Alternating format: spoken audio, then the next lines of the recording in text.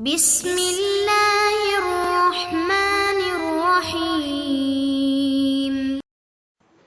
السلام علیکم ورحمۃ اللہ۔ معزز طلبہ، سبق نمبر 95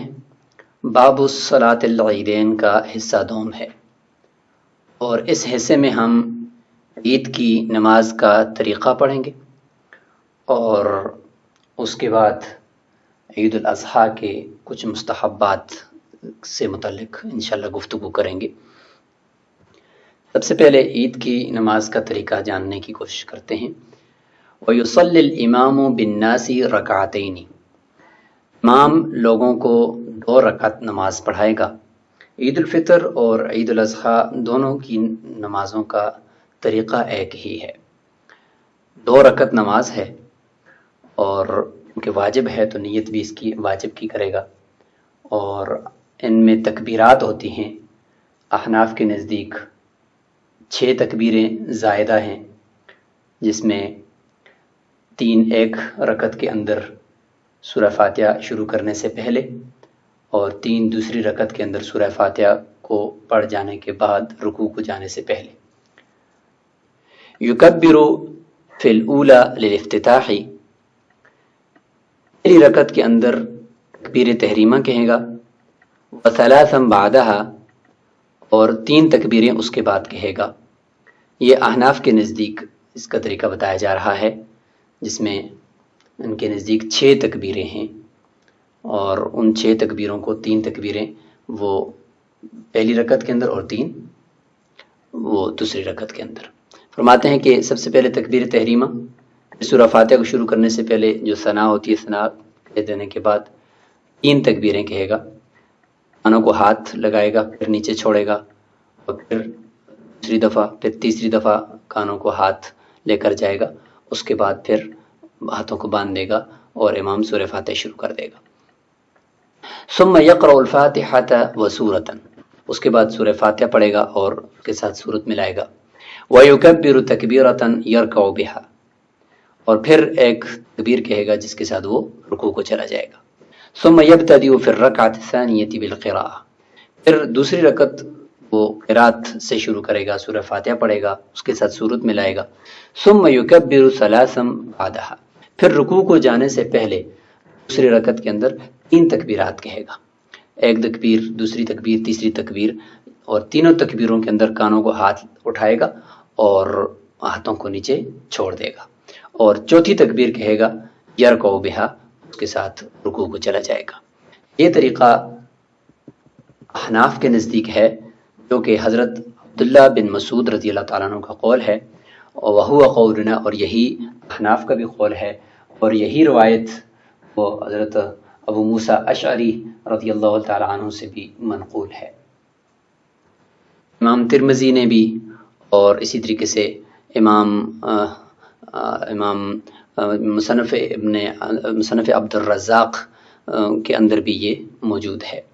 اور حضرت حذیفہ بن یمان، عقبہ بن عامر، حضرت عبداللہ بن زبیر رضی اللہ تعالیٰ عنہ کا بھی یہی قول ہے کہ 6 تکبیریں زائدہ ہیں، 3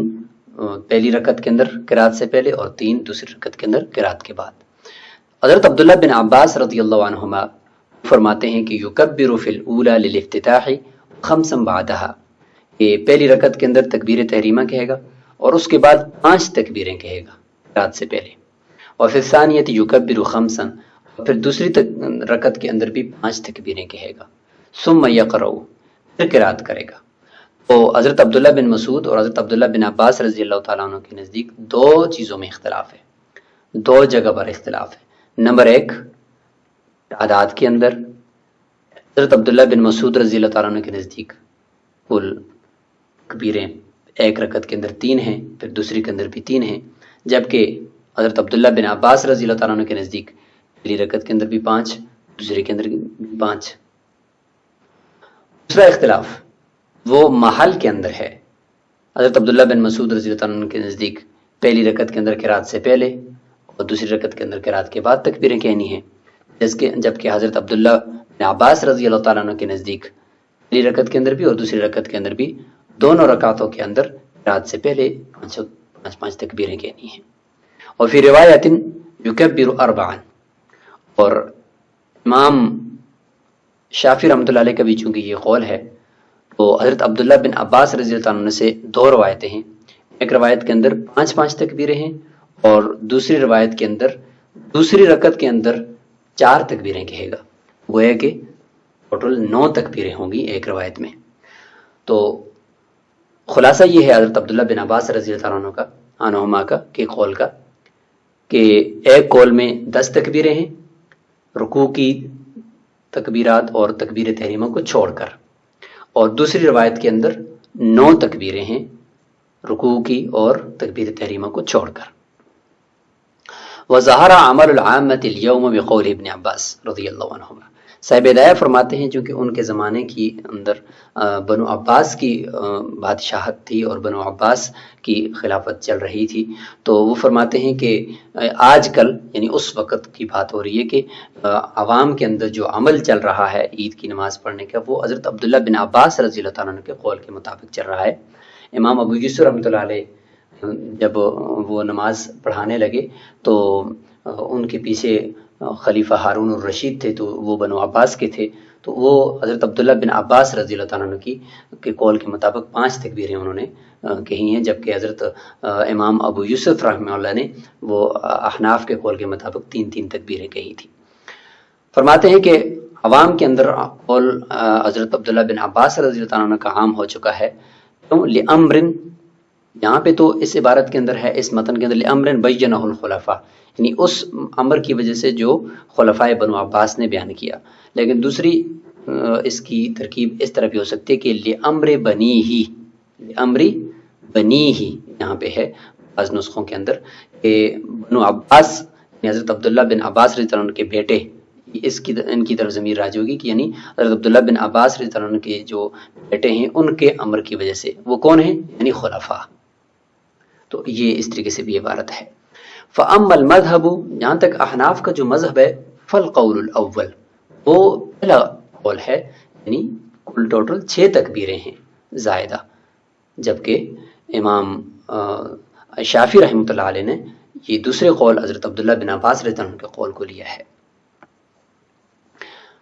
اچھا، پہلا قول جو 6 تکبیریں ہیں ان سے متعلق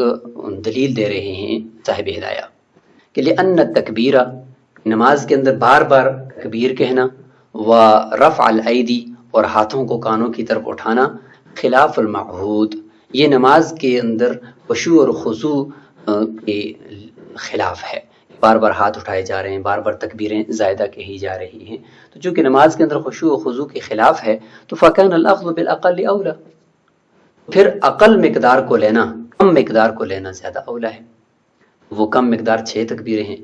جائے کہ ہم 10 یا 9 والے قول کو لے لیں. ثم التکبیرات من اعلام الدین، اب یہاں تک بات مکمل ہوگی. اس کے بعد تکبیرات ہی سے متعلق جو دوسرا اختلاف تھا اس کو ذکر کریں گے، پھر امام شافعی رحمۃ اللہ کے قول کی طرف چلے جائیں گے. دوسرا اختلاف ماحل کے اندر تھا کہ قرات سے پہلے ہونے چاہیے یہ تکبیرات یا قرات کے بعد ہونی چاہیے. تو اس کے مطابق اگر دیکھا جائے تو احناف نے پہلی رکعت کے اندر قرات سے پہلے کر دی ہیں اور دوسری رکعت کے اندر قرات کے بعد کر دی ہیں، یا یوں کہیں کہ پہلی رکعت کے اندر احناف نے تکبیر تحریمہ کے ساتھ زوائد تکبیرات کو ملا دیا، اور دوسری رکعت کے اندر احناف نے رکوع کی تکبیر کے ساتھ تکبیرات زوائد کو ملا دیا. یہ کیوں کیا؟ تو اس کی وجہ بتائی جا رہی ہے. ثم التکبیرات من اعلام الدین، پھر یہ جو تکبیرات زوائد کہی جاتی ہیں عید کے اندر، یہ دین کے اعلام میں سے ہے، یعنی دین کے شاعر میں سے ہے کہ مسلمان خوشی کا اظہار کر رہے ہیں اور یہ دین کا شاعر ہے، تکبیر کہی جا رہی ہے اونچی آواز سے. حتی یجہر بہا، یہاں تک کہ امام اس کے ساتھ جہر بھی کرتا ہے، جہرن تکبیر کہتا ہے. یہی دلیل ہے کہ یہ اعلام دین میں سے ہے، شاعر دین میں سے ہے. فکان الاصل فیہا الجمع، پھر اصل یہ ہے کہ اس کو، ان تکبیرات کو اصل تکبیرات کے ساتھ بھی جمع کیا جائے. تو اصول یہ ہے کہ ان تکبیرات کو اکٹھا کیا جائے. تو تکبیر تحریمہ چونکہ وہ بھی جہرن کہی جاتی ہے، رکوع کی تکبیرات بھی جہرن کی جاتی ہیں، تو ان کے ساتھ ان کو جوڑا جائے، یہ الگ الگ نہ ہو. تو اب احناف نے کیا کیا؟ فرماتے ہیں کہ وہ پھر رکعت الاولی، پہلی رکعت کے اندر احناف نے یہی فرمایا کہ یجب الحاق ہوا بتکبیرۃ الافتتاح، اس کو یعنی ان 3 زائد تکبیرات کو تکبیر تحریمہ کے ساتھ جمع کرنا اور ملحق کرنا یہ زیادہ اولا ہے، بلکہ واجب ہے۔ کیوں؟ لقوتھا، کیونکہ تکبیر تحریمہ قوی ہے اس طور پر، من حیث الفرضیت والسبق، فرضیت کی حیثیت سے کہ وہ تکبیر تحریمہ فرض ہے، رکوع کی تکبیر فرض نہیں ہے، والسبق اور پہلے ہے رکوع سے، اس لیے پہلی رکعت کے اندر احناف نے رکوع کے ساتھ نہیں ملایا زوائد تکبیرات کو، بلکہ تکبیر تحریمہ کے ساتھ ملا دیا۔ وفی الثانیتی، اور دوسری رکعت کے اندر کیا کیا؟ فرماتے ہیں دوسری رکعت کے اندر چونکہ تکبیر تحریمہ تو تھی نہیں، تو اس لیے فرماتے ہیں کہ لم یوجد الا تکبیرۃ الرکوع، صرف رکوع کی تکبیر آگے تھی اور تو کوئی اور تکبیر تو تھی نہیں، فوجب الضم الیہا، لہذا ضروری ہوا ملانا زوائد تکبیرات کو رکوع کی تکبیر کے ساتھ۔ تو اس لیے چونکہ اصل اور قاعدہ یہ تھا کہ جو جہرن جتنی بھی تکبیرات کہی جاتی ہیں ان کو ایک ساتھ جمع کیا جائے، اس لیے یہاں پہ یہ اصول اپنایا۔ والشافعی رحمہ اللہ، امام شافعی رحمہ اللہ نے خذ بقول ابن عباس رضی اللہ عنہما، انہوں نے حضرت عبداللہ بن عباس رضی اللہ عنہ کے قول کو لیا، الا انہ حمل المروی کلہ علی الزوائد، لیکن ایک کام یہ کر دیا کہ حضرت عبداللہ بن عباس رضی اللہ عنہ سے جو 2 روایتیں منقول تھی ان سب کو زوائد پر محمول کر دیا۔ حضرت عبداللہ بن عباس رضی اللہ عنہ سے جو منقول تھیں وہ 2 روایتیں ہیں، ایک روایت میں وہ 12 تکبیرات ہیں اور دوسری میں 13 تکبیرات ہیں۔ جس روایت کے اندر 12 ہیں اس کے اندر زائد تکبیرات 9 ہیں، 5 ایک رکعت کے اندر اور 4 دوسری رکعت کے اندر، اور 3 وہ 2 رکوع کی تکبیریں اور 1 تکبیر تحریمہ، کل ملا کر 12 ہو گئی۔ اور دوسری روایت کے اندر حضرت عبداللہ بن عباس رضی اللہ عنہ سے جو منقول ہے اس میں 13 تکبیرات ہیں، ان میں 10 زوائد ہیں، 5 ایک رکعت کے اندر، 5 دوسری رکعت کے اندر، اور 3 وہ 2 رکوع کی تکبیریں اور 1 تکبیر تحریمہ۔ یہ 2 قول تھے حضرت عبداللہ بن عباس رضی اللہ عنہ سے منقول، ایک میں 12 ایک میں 13۔ حضرت امام شافعی رحمہ اللہ نے ان سب مرویہ جتنے بھی تکبیرات مروی تھیں دونوں کے اندر، ان سب کو زوائد پر محمول کر دیا اور فرمایا کہ یہ جو 12 تکبیرات کا قول ہے یہ 12 کی 12 زائدہ ہیں، اور یہ جو 13 کا قول ہے یہ 13 کی 13 زوائد ہیں۔ جب یہ 13 کی 13 زوائد ہوں گی تو آپ بتائیں کہ امام شافعی رحمہ اللہ کے نزدیک رکوع کی 2 تکبیریں دونوں رکعتوں کے اندر اور تکبیر تحریمہ کو ملائیں تو جس قول کے اندر 13 تکبیرات کا ذکر ہے تو امام شافعی رحمہ اللہ کے نزدیک وہ 16 ہو جائیں گی، اور جس قول کے اندر 12 تکبیرات کا ذکر ہے تو وہ امام شافعی رحمہ اللہ کے نزدیک 15 ہو جائے گی۔ اس لیے امام شافعی رحمہ اللہ کے نزدیک سارا تکبیرات عندہ 15 و 16، تو 15 ہو گئی ہیں، یعنی رکوع کی تکبیراتوں کو اور تکبیر تحریمہ کو ملا کر، یا پھر 16 ہو گئی، جبکہ احناف کے نزدیک رکوع کی تکبیرات کو بھی ملائیں اور دونوں کو اور 1 تکبیر تحریمہ کو تو 9 ہی بنتی ہیں، ٹوٹل 6 زوائد اور 3 یہ۔ قال ويرفع يديه في تکبیرات العیدین، عیدین کی تکبیرات میں احناف کے نزدیک ہاتھوں کو اٹھائے گا، ماتے یرید به ما سوا تکبیرتي الرکوع، رکوع کی جو 2 تکبیرات ہیں ان کے علاوہ رکوع کی تکبیرات کے لیے ہاتھوں کو نہیں اٹھانا، وہ ہم نے ذکر کر دیا ہے کہ رفع الیدین احناف کے نزدیک وہ اولا نہیں ہے رکوع کو جاتے وقت یا رکوع سے اٹھتے وقت۔ فرماتے ہیں کہ اس سے مراد یہاں پہ یہ ہے کہ عیدین کی تکبیرات زوائد تکبیرات ہیں جو رکوع کی تکبیرات کے علاوہ ہیں، لقولہ صلی اللہ علیہ وسلم، رسول اللہ صلی اللہ علیہ وسلم کا فرمان، لا ترفع الایدی الا فی 7 مواضع، کہ ہاتھوں کو نہیں اٹھایا جائے گا مگر 7 جگہوں پر۔ ان 7 جگہوں میں فرماتے ہیں کہ وذکر من جملتها التکبیرات الاعیاد، اس میں عیدین کی تکبیرات کا بھی ذکر ہے کہ ان میں بھی اٹھایا جائے گا، لیکن نماز کے مسائل کے اندر ہم نے اس روایت کو ذکر کیا ہے رفع الیدین میں، تو اس میں عیدین کی تکبیرات کا ذکر نہیں ہے۔ البتہ یہ 2 روایات ہیں ان میں ہاتھ اٹھانے کا ذکر ہے، حضرت ابن جریج کی ہے، اور اس میں دیکھیں یرفع الامام یدیہ کلما کبر، هذه تکبیرہ زیادہ فی صلاۃ الفطر، ٹھیک ہے، اور اس طریقے سے حضرت عمر بن خطاب رضی اللہ تعالیٰ عنہ کے بارے میں آتا ہے کہ کان یرفع یدیہ مع کل تکبیرۃ فی الجنازۃ والعیدین، هذا منقطع، اگرچہ یہ روایت منقطع ہے لیکن اس میں بھی اس کا ذکر ملتا ہے۔ وعن ابی یوسف رحمہ اللہ انہ لا یرفع، امام ابو یوسف رحمہ اللہ کے نزدیک یہ ہے کہ زوائد تکبیرات کے وقت کانوں تک ہاتھ نہ اٹھائے، الحجۃ علیہ، لیکن ان کے خلاف جو دلیل ہے وہ وہی ہے جو ہم نے روایت کی، یہ روایت کی طرف اشارہ ہے، لیکن اس میں جیسے ہم نے ذکر کیا کہ اس میں عیدین کی تکبیرات کا ذکر نہیں ہے، البتہ جو ابھی دو روایتیں ہم نے دیکھی وہ امام ابو یوسف رحمہ اللہ کے خلاف حجت بن سکتی ہیں۔ قال ابی خدوری فرماتے ہیں ثم یخطب بعد الصلاۃ خطبتین، پھر دو خطبے عید کی نماز کے بعد امام کہے گا، بذلک ورد النقل المستفیض، اسی کے ساتھ مشہور روایات منقول ہیں۔ ان میں سے ایک روایت یہ بھی ہے کہ حضرت عبداللہ بن عمر رضی اللہ تعالیٰ عنہ سے ہے کہ کان نبی صلی اللہ علیہ وسلم ابو بکر و عمر یصلون العیدین قبل الخطبہ،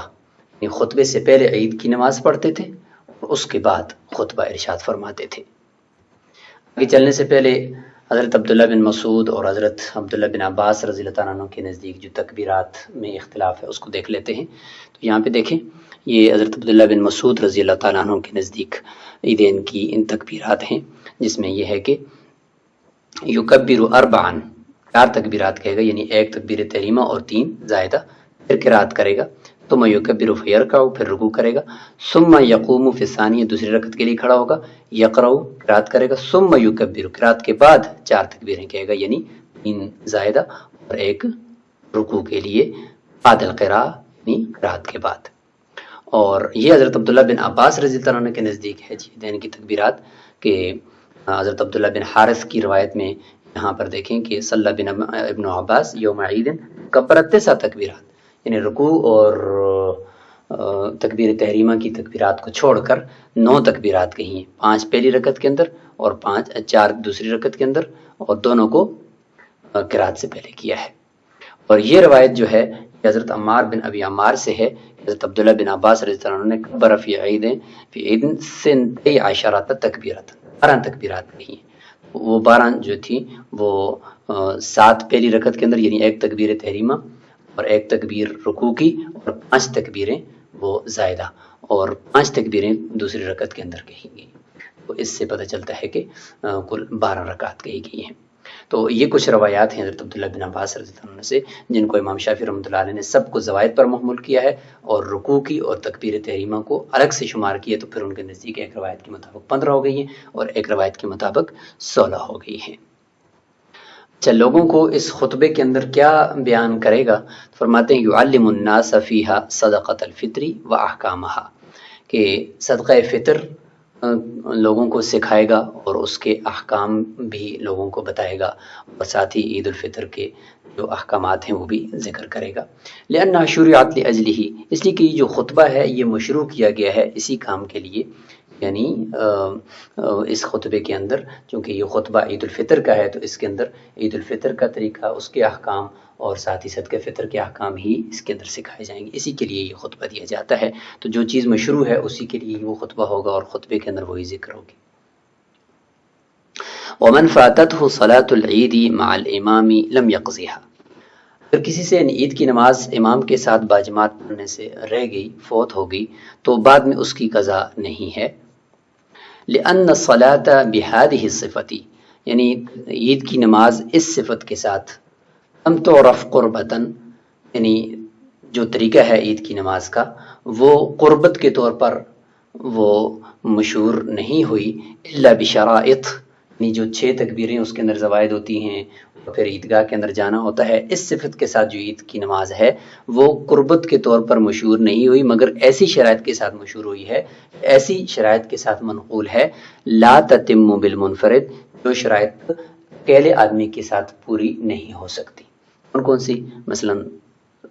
ایک بہت بڑا اجتماع ہو اور اس کے اندر جو ہے وہ باقاعدہ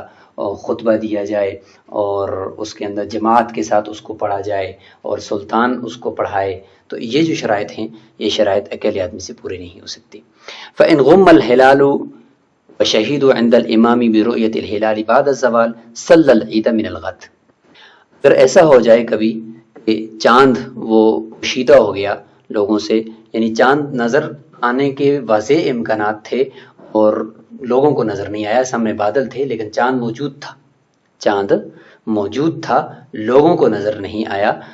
پھر کوئی قافلے نے یا کسی نے بتا دیا اگلے دن کہ بھئی رات کو چاند فلاں فلاں لوگوں کو نظر آ چکا تھا، یہ صورتحال بن گئی. تو کہتے ہیں کہ اگر چاند پوشیدہ ہو گیا اور لوگوں نے آ کر چاند کے دیکھنے کی گواہی دے دی امام کے پاس زوال کے بعد، یعنی اگلے دن زوال کے بعد آ کر کہا کہ بھئی چاند پچھلے دن موجود تھا افق پر، تو اب چونکہ آج کا دن عید کا تھا لیکن زوال کا وقت ہو چکا ہے اور اب عید کی نماز کا وقت ختم ہو چکا ہے، تو اب کیا کریں؟ فرماتے ہیں صلی العید من الغد، اگلے دن عید الفطر کی نماز کو مؤخر کر سکتا ہے اور اگلے دن عید کی نماز پڑھائے گا. لأن هذا تاخیر بعذر، اس لیے کہ یہ عذر کی وجہ سے تاخیر ہوئی ہے، بغیر عذر کے تاخیر کرنا مکروہ ہے، جائز نہیں ہے. وقد ورد فیہ الحدیث، اور اس کے اندر حدیث بھی مروی ہے، روایت کے اندر آتا ہے کہ ایک مرتبہ ایسا ہوا کہ صحابہ کرام کو چاند نظر نہیں آیا تو انہوں نے اگلے دن عید نہیں پڑھی، روزہ رکھا ہوا تھا. پھر ایک قافلہ آیا، اس نے بتایا کہ پچھلے دن چاند نظر تو ہمیں آیا ہے. تو پھر آپ صلی اللہ علیہ وسلم نے فرمایا کہ چلیں کل ہم عید الفطر کی نماز پڑھیں گے چونکہ آج زوال کا وقت ہو چکا ہے. فإن حدث عذر يمنع من الصلاة في اليوم الثاني، اگر اگلے دن بھی کوئی عذر پیش آ گیا جو اس دوسرے دن کے اندر بھی اس عید کی نماز کو پڑھنے سے مانے ہے، بارش ہے بہت زیادہ یا کوئی اور سبب ہو گیا، تو لم یصلیھا بعدہ، اس کے بعد تیسرے دن وہ عید الفطر کی نماز نہیں پڑھی جا سکتی. ہاں عید الاضحیٰ کی نماز پڑھی جا سکے گی کیونکہ وہ 3 دن وہ قربانی کے ہوتے ہیں، تو چونکہ وہ عید الاضحیٰ کا وقت قربانی کے وقت کے ساتھ ریلیٹ ہے اس لیے اس کو پڑھ سکتے ہیں، لیکن عید الفطر کی نماز صرف دوسرے دن تک ہی مؤخر کی جا سکتی ہے کسی عذر کی وجہ سے. لأن الأصل فيها لا تقضى، اصل بات تو ضابطے کے مطابق یہی ہے کہ جس طریقے سے جمعہ ہے، جس طریقے سے عید کی نماز کے بھی احکامات ہیں، تو جمعہ کی نماز کی جس طرح قضا نہیں ہے تو عید کی نماز کی قضا بھی نہیں ہونی چاہیے جمعہ. الا ان ترکناہ بالحدیث، لیکن ہم نے اس قیاس کو ترک کر دیا تھا حدیث کی وجہ سے، کہ حدیث میں چونکہ اگلے دن عید کی نماز پڑھی گئی ہے تو ہم نے اس کی وجہ سے قیاس کو چھوڑ دیا. لیکن وقد ورد بالتاخیر الى اليوم الثاني عند العذر، لیکن روایت کو اگر دیکھا جائے تو روایت کے اندر عذر کی وجہ سے دوسرے دن تک مؤخر کرنا وارد ہے.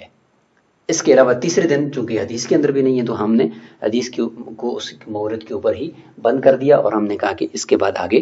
مزید جو ہے ہم اس کو نہیں ثابت کریں گے.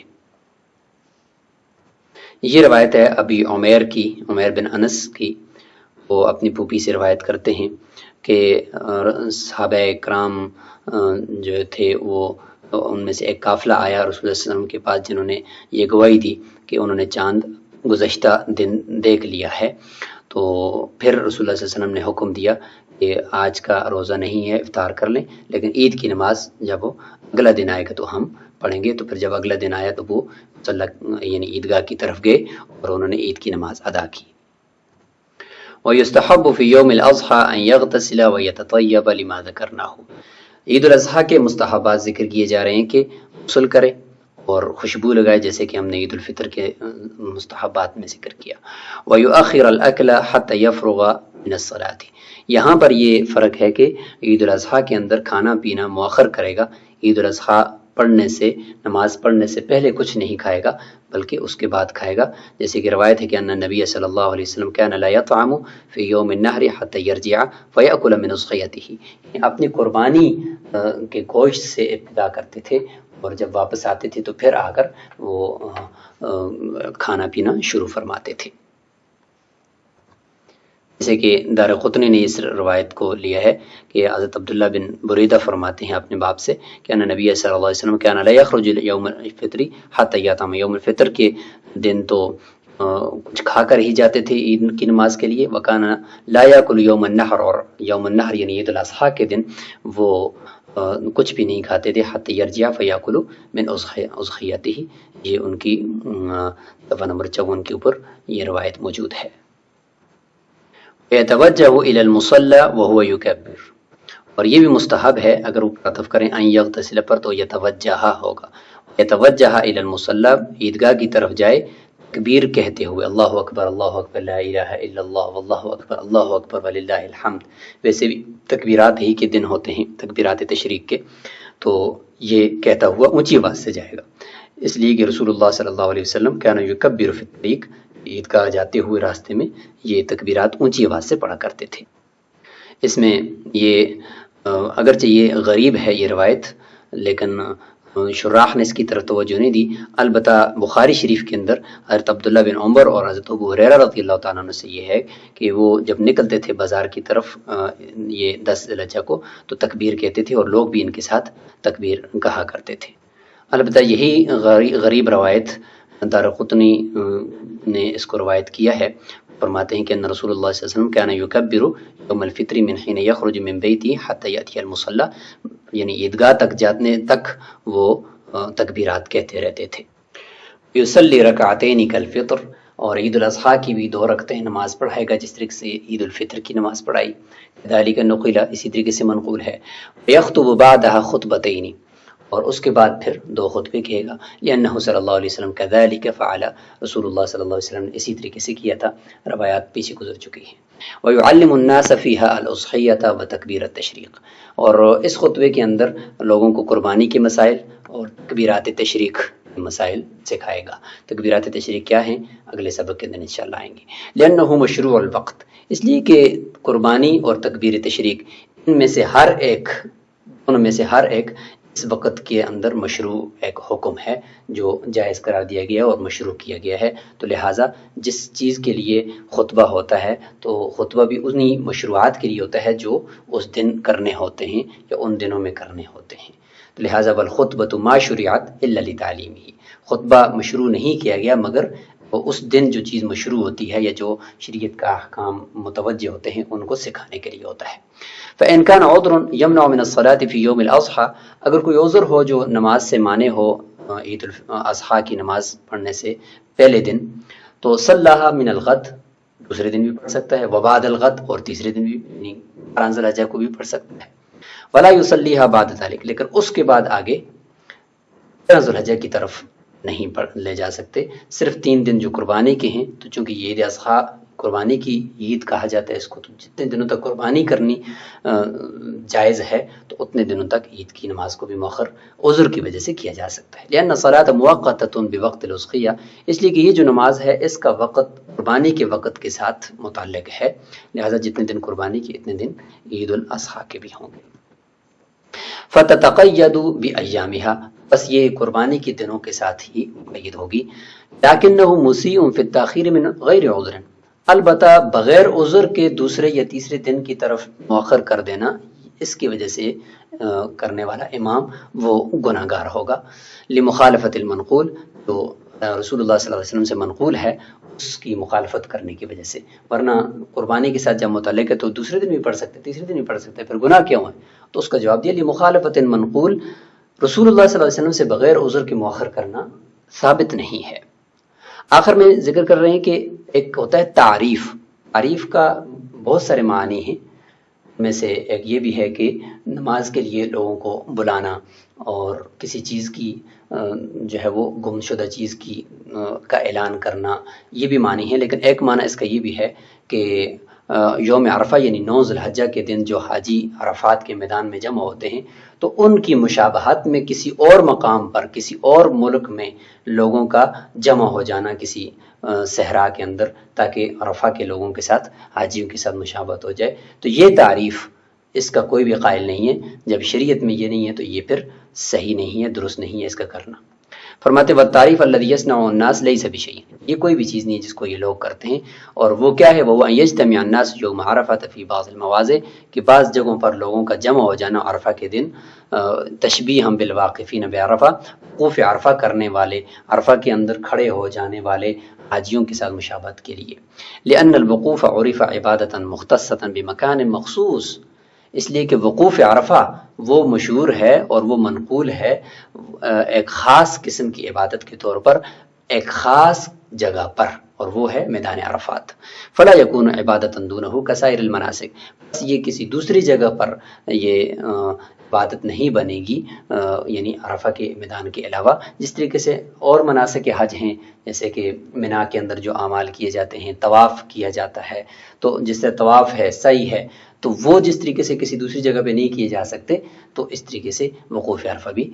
کسی دوسری جگہ پہ نہیں کیا جا سکتا. تو اسی کے ساتھ ہمارا یہ عیدین کی نماز کا طریقہ اور اس کے احکامات مکمل ہوئے. اگلے سبق کے اندر ہم انشاءاللہ فصل فی تکبیرات تشریق اس کو ہم شروع کریں گے. السلام علیکم ورحمۃ اللہ وبرکاتہ.